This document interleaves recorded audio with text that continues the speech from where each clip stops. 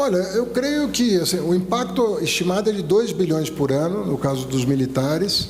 Eu penso que, se você considerar a despesa discricionária que eles têm, é um gesto significativo.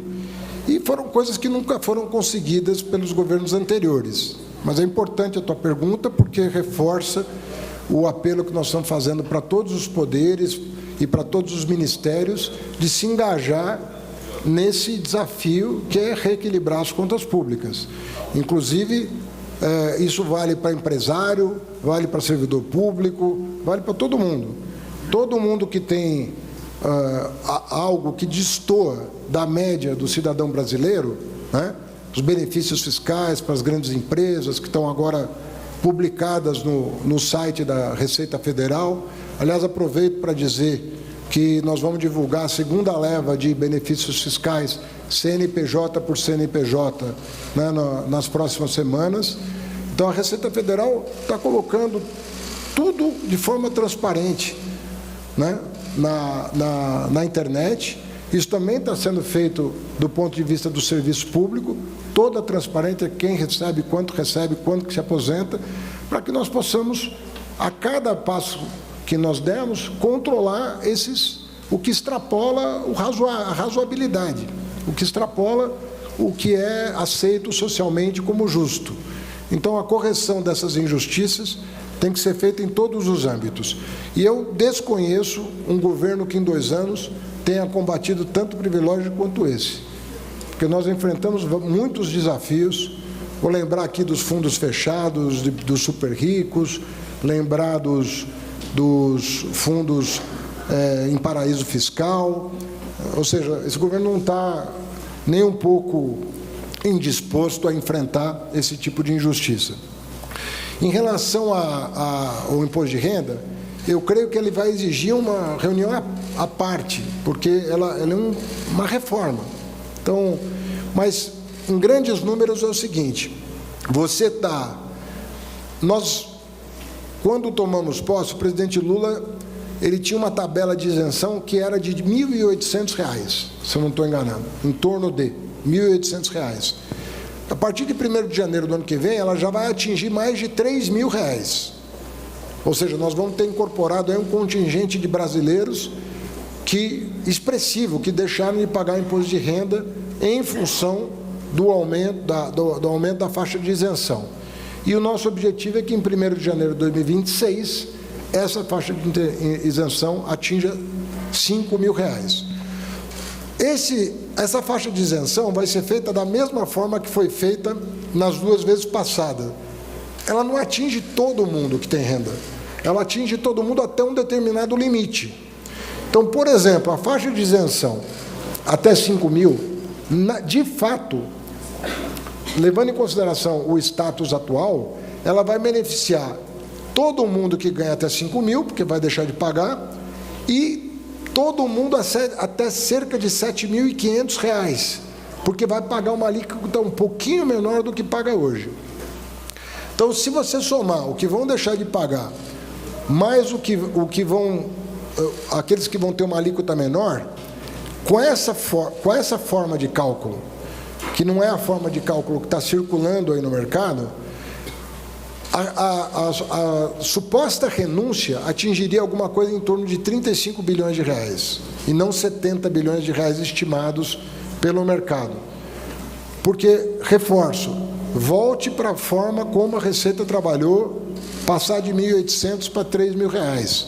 O impacto foi muito menor do que o previsto pelo mercado, em virtude dessa sistemática que foi desenvolvida pela Receita, que não só muda a faixa de isenção, como muda o desconto. É essa combinação que vai permitir chegar a esse resultado. Como isso vai ser compensado? Pessoas que hoje têm renda e não pagam imposto, uma renda superior a R$ 50.000 por mês, ou seja, R$ 600.000 por ano, né? Elas vão passar a pagar um mínimo. O que significa isso? Vamos supor que uma pessoa tenha aluguéis, tenha salário, tenha dividendos, tenha juros.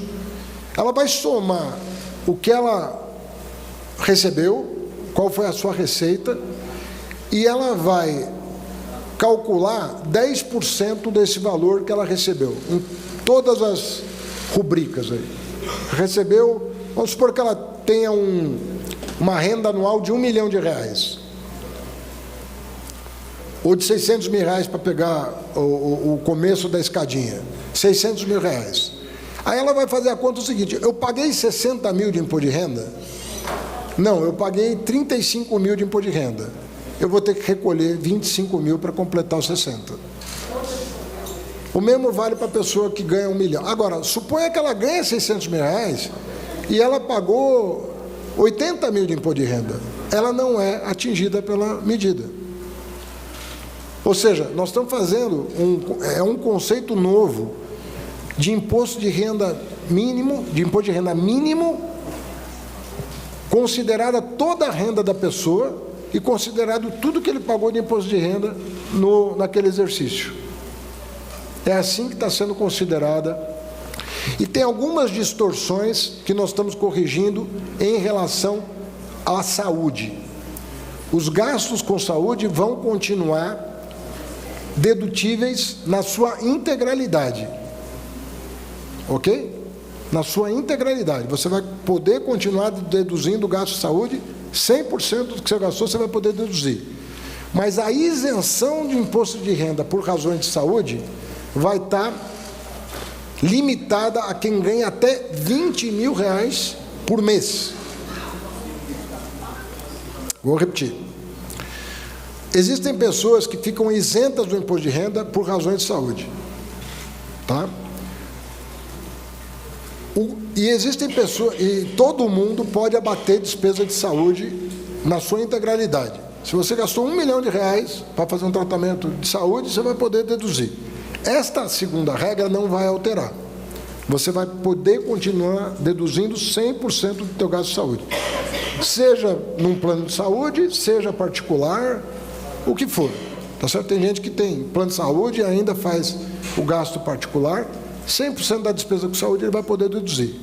Contudo, a isenção de imposto de renda por razões de saúde vai ficar limitada a quem tem um salário de até R$20 mil por mês.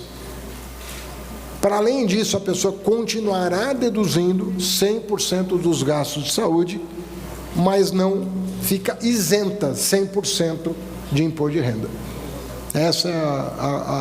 Essas duas medidas conjugadas garantem os 35 bilhões que compensam o aumento da faixa de isenção. Hã?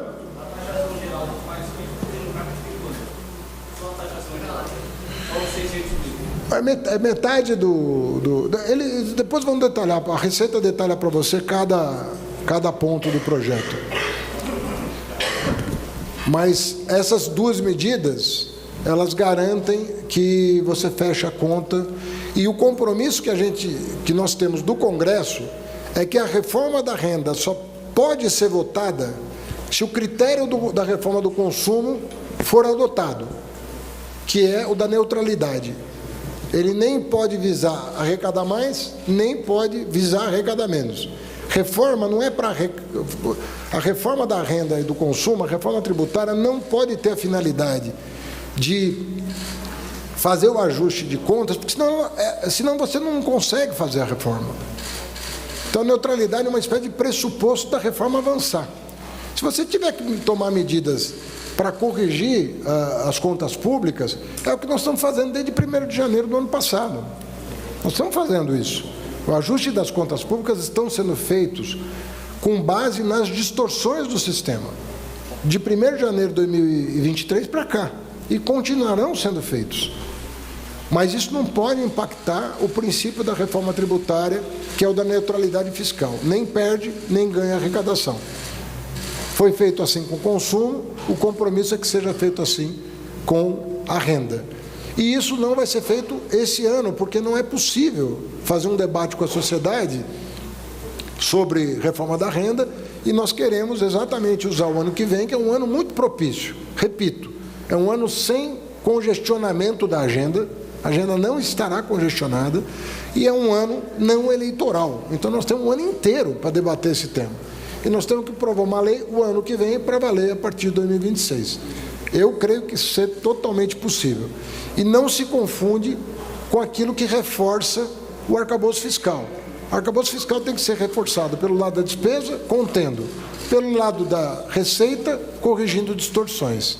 Isso vai continuar sendo feito e por vários governos a fio, porque tem muita distorção no sistema que precisa ser corrigida com leis específicas.